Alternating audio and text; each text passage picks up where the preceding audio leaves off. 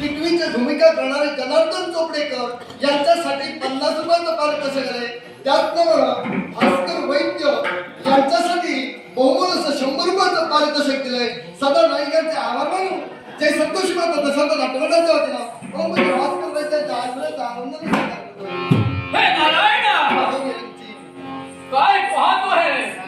हा शंभू महादेव और सर्व देवांनी जागा सोडली काय कशासाठी? आणि या सत्य लोकांपर्यंत येणं केलं याला सुद्धा कारण आहे. कारण असं कोणतं कारण? आज सर्व देवतांवर संकट निर्माण झालंय.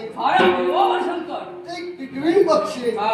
आणि तिची अंडी एका बेडकाने ग्रंथरुद्ध केली आणि तो बेडूक सागराच्या तळाशी जाऊन धरलाय.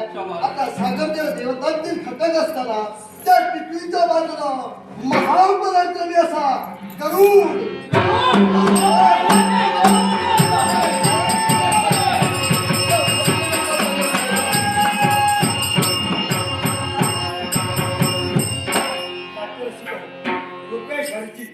रुपेश हरची आणि विश्वनाथ हरची या दोघांकडून माझ्याकडे त्या गौरव करण्यासाठी हे 200 रुपयाचं बक्षीस दिलं आहे. जय संतोषी माता दशावतार नाट्यमंडळाच्या वतीनं बक्षिसाचा स्वीकार करतो आहे.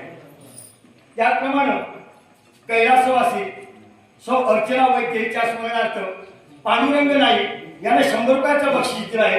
कैलासवासी अर्चना वैद्यच्या आत्म्याची शांती लाभो अशी ईश्वर त्यांनी प्रार्थना करून या बक्षिसाचा स्वीकार करतो आहे. हे सत्यलोकी वास्तव्य करणाऱ्या देवते गरुड आपल्याला शरण आहे देवा.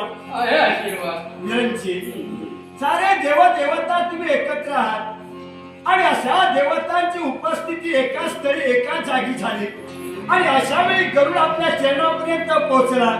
देवा याच्या मुळाशी कारण एकच आहे. असं कोणतं कारण? देवा गरुड जो झटतो आहे तो स्वतःच्या स्वार्थासाठी नाही. याच्या अगोदर गरुड झटणार तो स्वतःच्या स्वार्थासाठी नाही. ज्याला स्वतःच्या जन्मदेत्या आईसाठी या गरुडानं काय केलं याची देवा तुला कल्पना आहे. पूर्ण कल्पना पण आहे. आता जेव्हा मला सांग, मी माझ्या स्वतःच्या जन्मदेत्या मातेसाठी मी रात्रंदिवस प्रयत्न केले आणि आईला दासत्वातून मी मुक्त केले.